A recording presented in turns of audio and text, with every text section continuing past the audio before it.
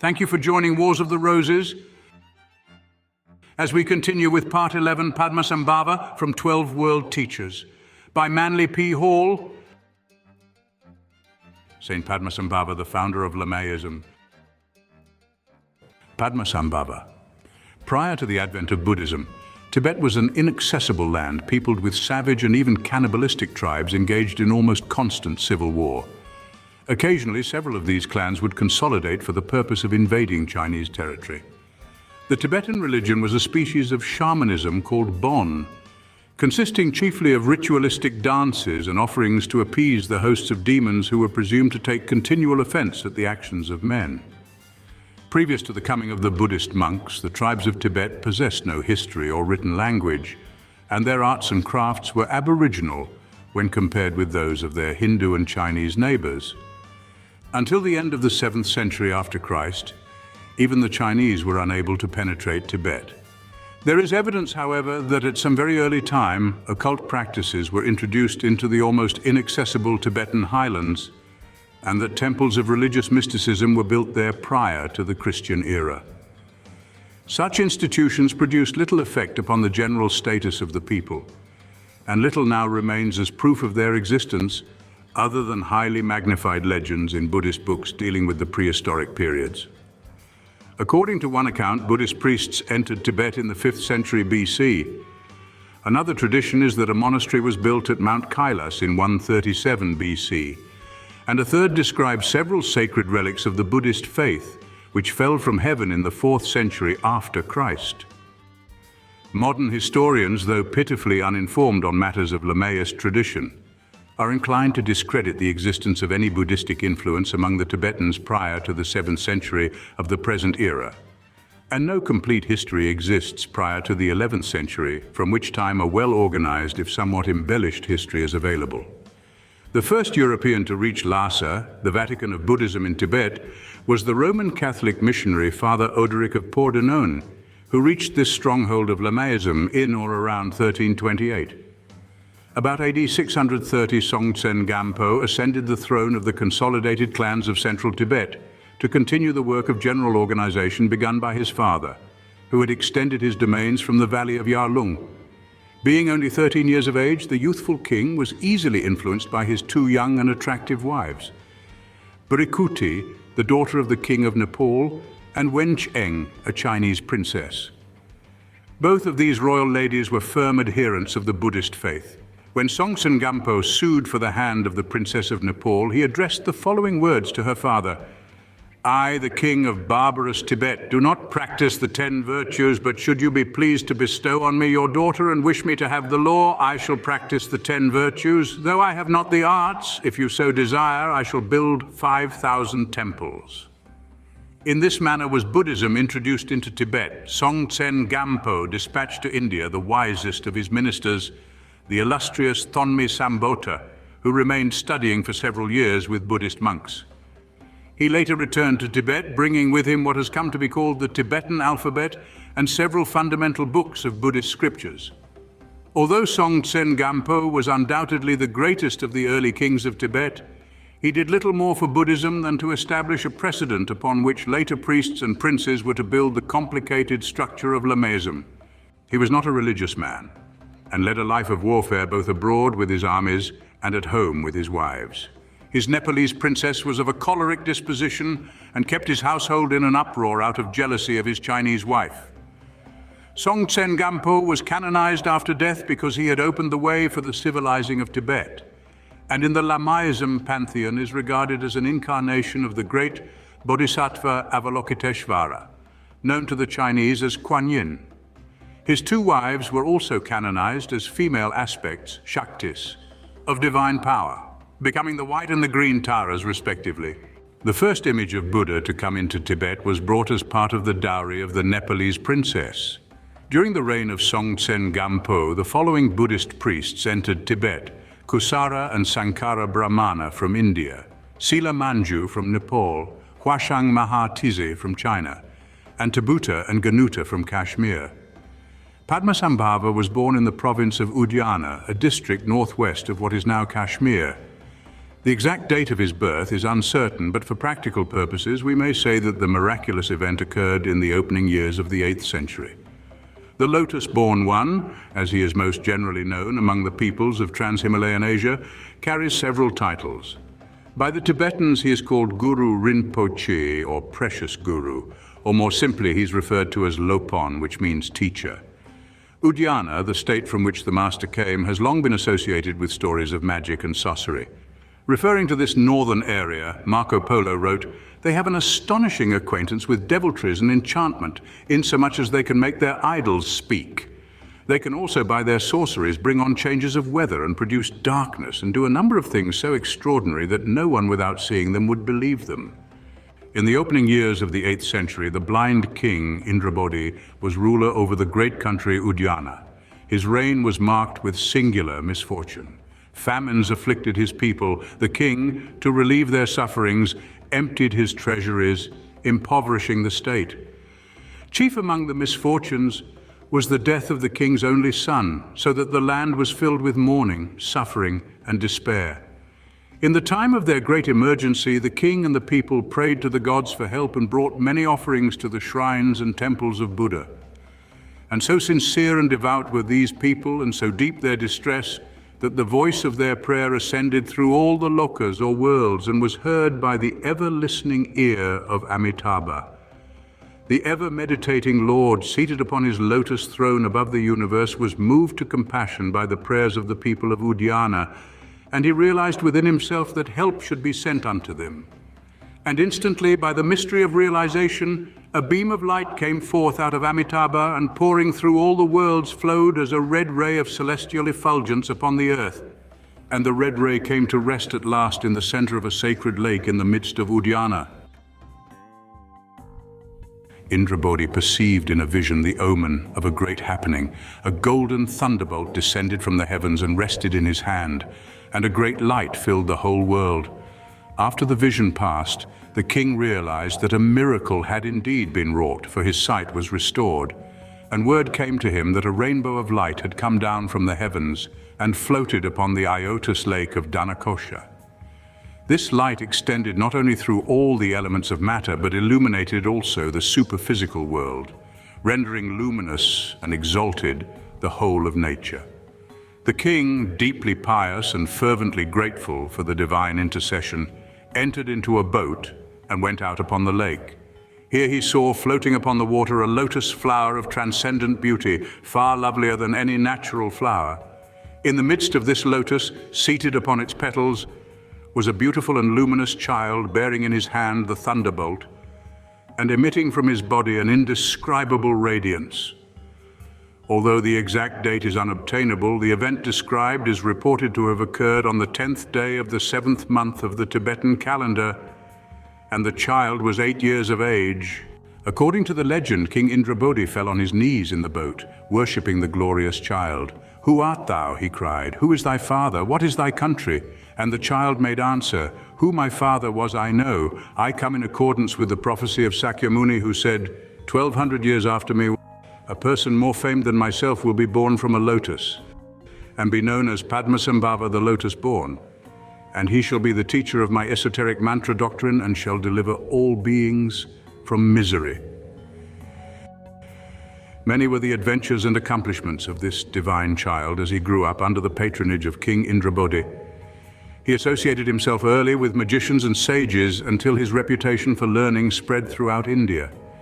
He attended the celebrated monastic university of Nalanda, achieving extraordinary distinction for his knowledge of spells and enchantments. It was therefore with the greatest of satisfaction that he answered the call of the Tibetan nobles to bring the religion of Buddha over the great passes of the Himalayas to the remote villages of Inner Mongolia.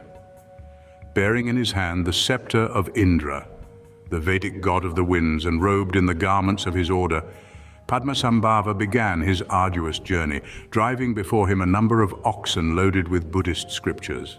Upon his arrival, the magician teacher began a series of combats with the demons and evil spirits that lurked in the fastnesses of the mountains and valleys.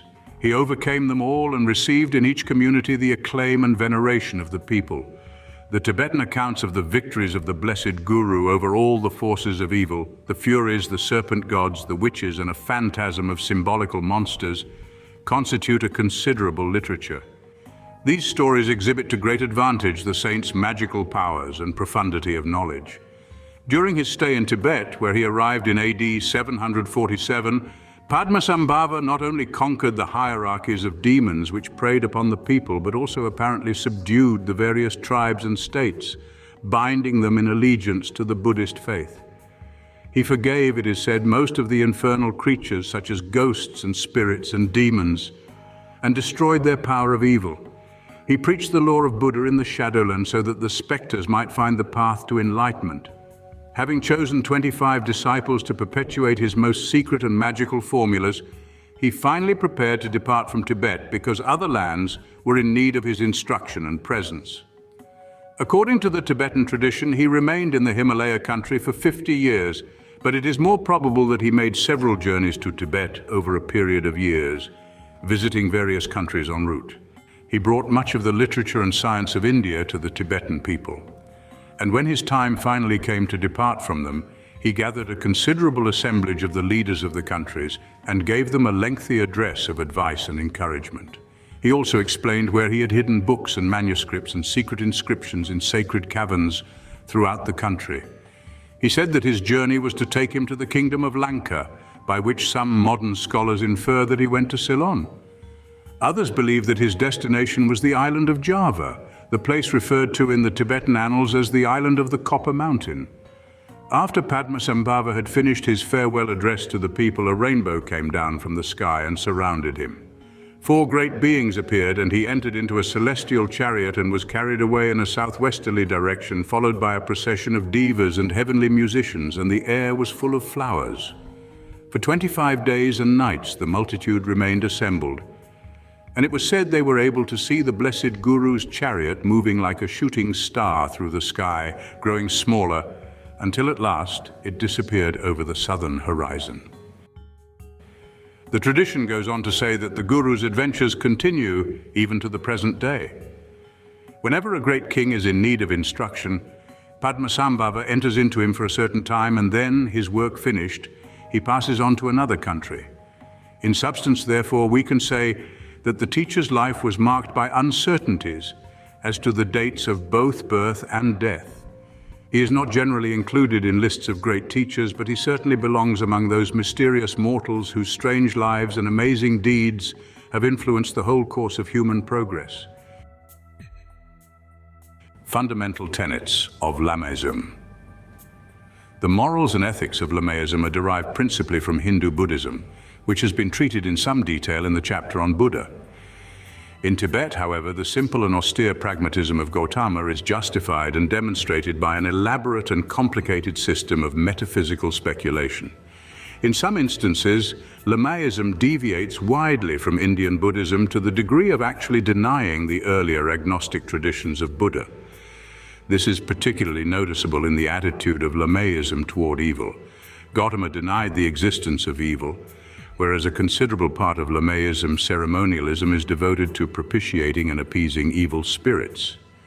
The godless philosophy of Gautama thus becomes the basis of a complicated pantheism, celebrating the persons and powers of over 80,000 gods and demons.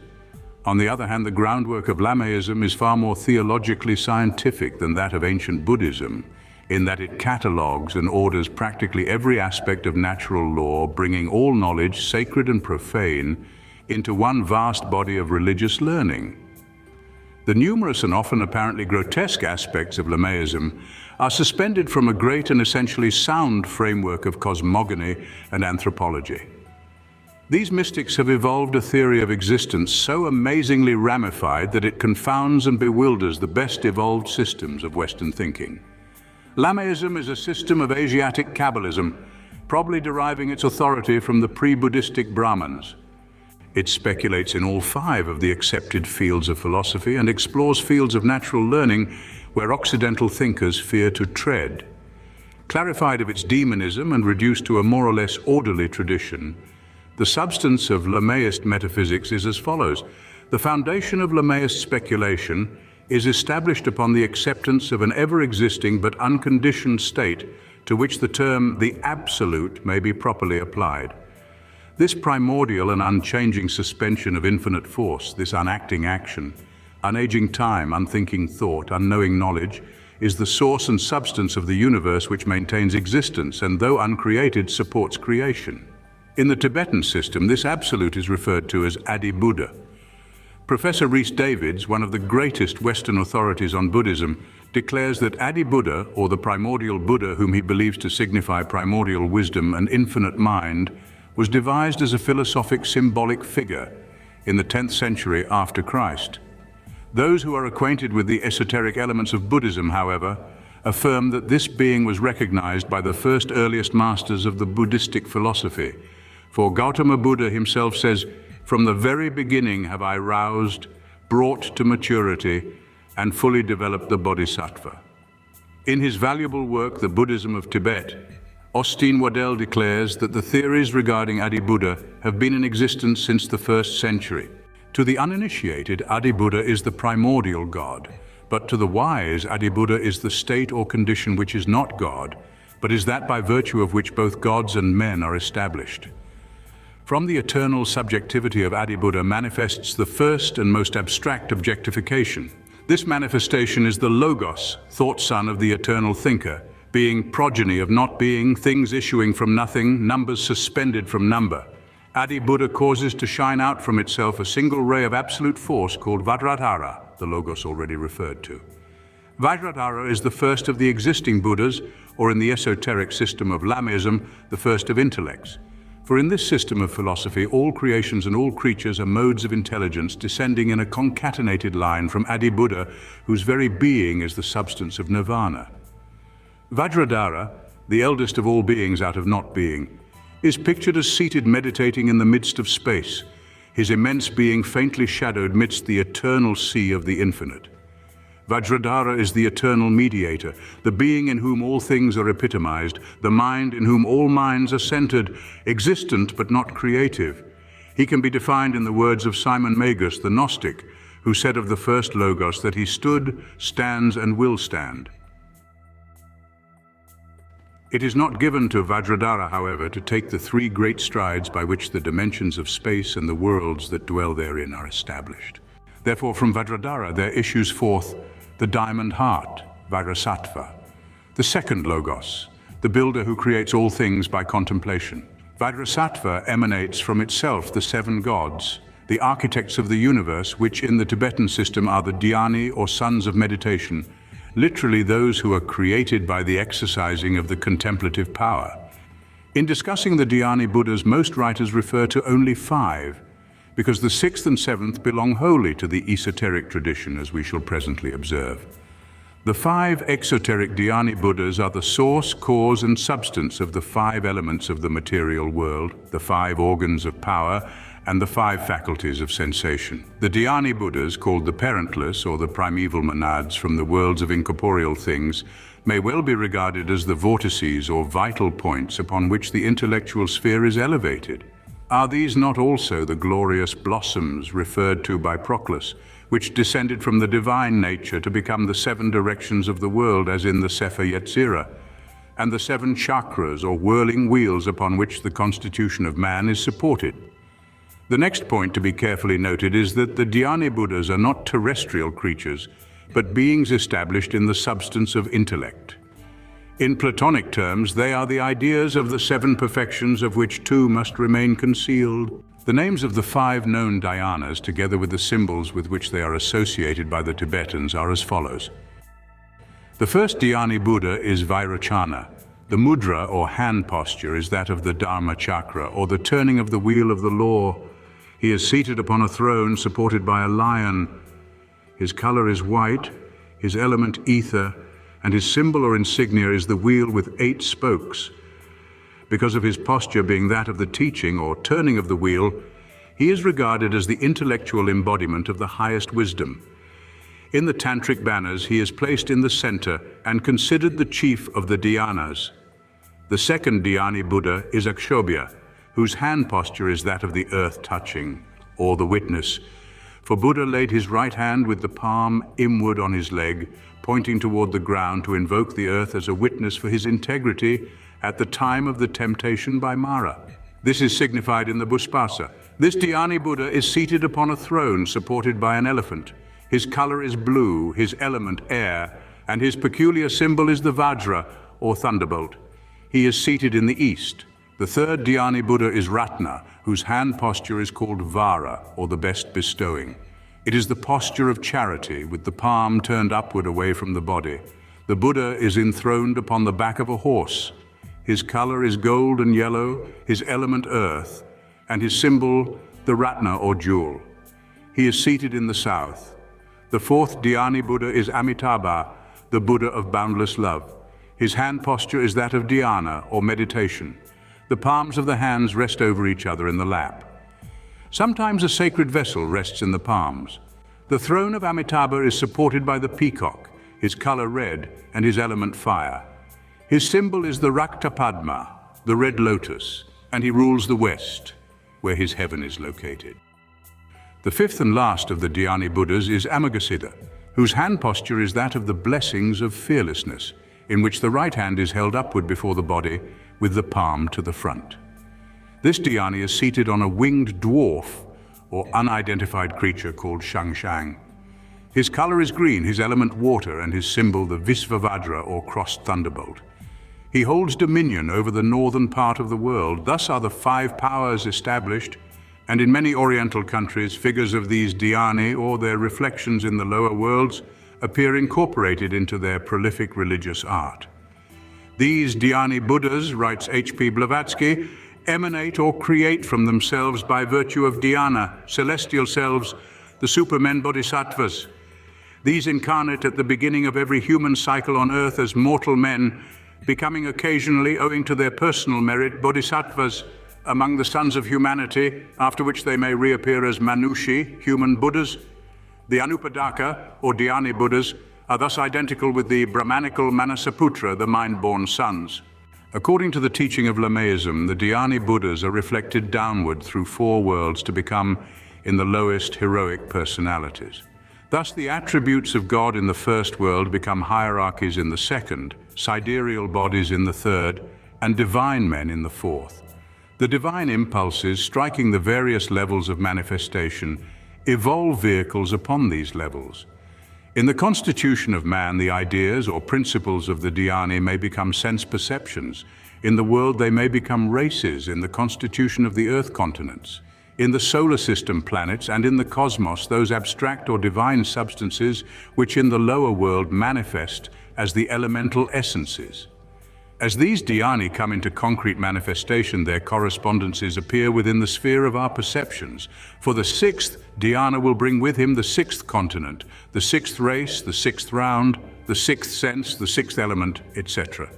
Through their manifestations, each of these Dhyani is also the director of one of the great world periods or ages, and certain of these subdivisions existing within it. It has already been intimated that each of the Dhyani Buddhas caused to issue out of itself a bodhisattva, or spiritual entity, which is an aspect of itself. These bodhisattvas are collective objectifications of the subjective Dhyani. In the active labor of creation, the Dhyani, in order to accomplish the molding of the several orders of life, project shapes or personalities which they overshadow.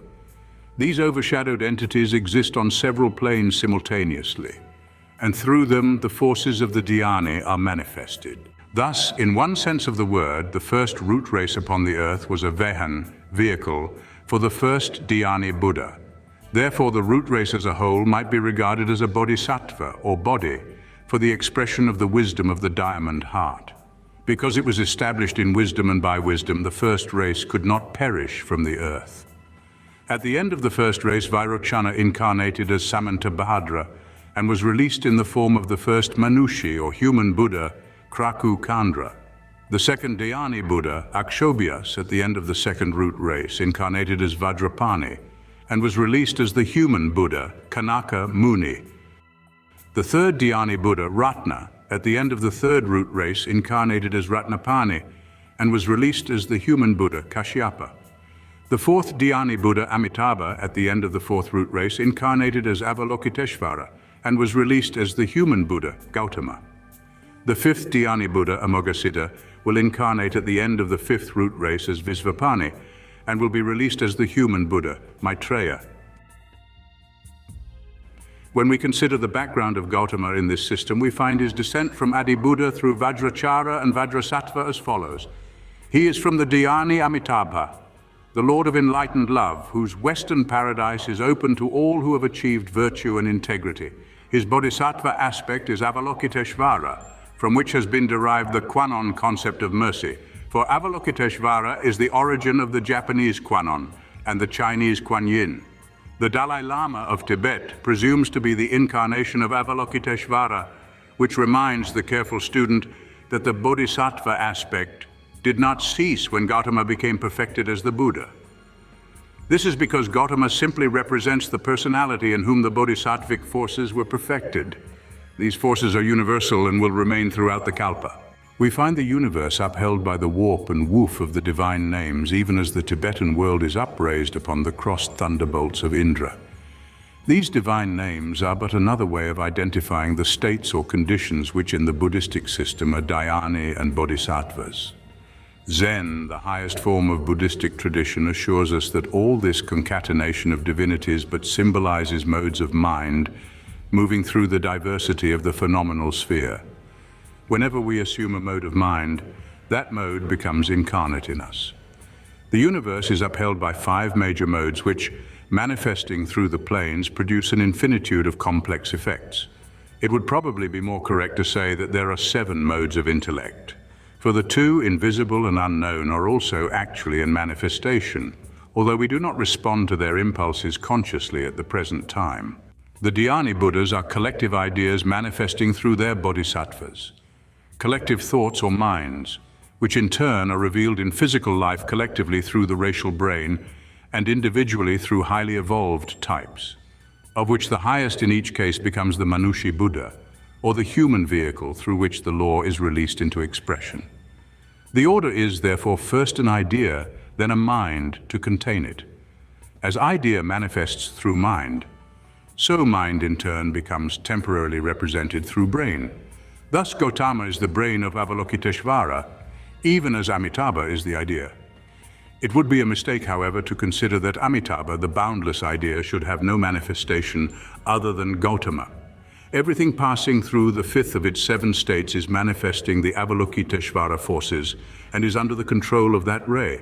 An understanding of the metaphysical elements of Buddhism can only result from a knowledge of the Brahmanic framework of the system. It may be summarized in this way: from that which is eternal, Atman, issued Buddhi the link and Manas the diamond heart.